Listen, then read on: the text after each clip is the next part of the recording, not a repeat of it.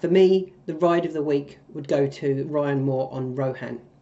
And it's an interesting one. It's because I think Ryan Moore knew how Rohan had to be ridden and knew how he wanted to ride Rohan to get the best chance of winning the race. If you watch from the start, he's actually drawn in stall 19, but Ryan takes a pole and moves straight across to the rail. It ended up being the best position in the fact that about 2 furlongs out, the 5 on the right hand side, right on the rail, ended up finishing the first 5 places. But that still wasn't what really caught my eye from Ryan.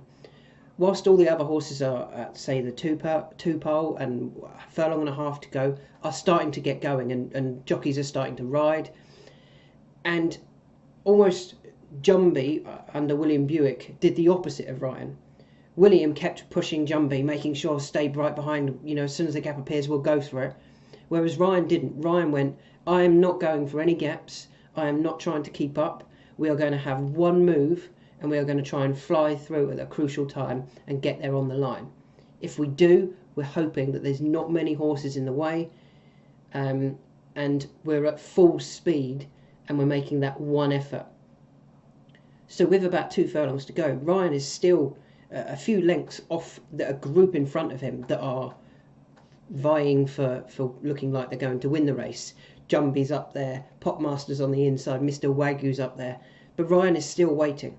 And it's not until he gets to about the furlong pole that he then says, right, now we're going to go, because I want to get to be at full speed and with all the momentum as I get to the point where I've got to go for a gap.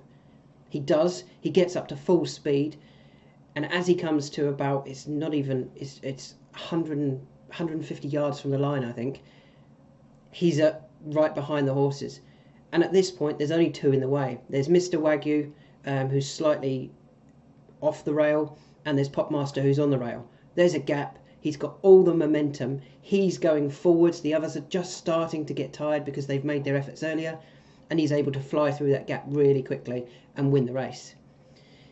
If he'd been pushing along and stop, start in behind those horses in front, when he wanted to make that big effort at the end, the horse may not have had the effort to give that late on. But the way he was ridden here, I thought it was very, very clever. He made that one sweeping move, had all the momentum, got through the gap and won it nicely. And it was a very, very clever ride, I thought.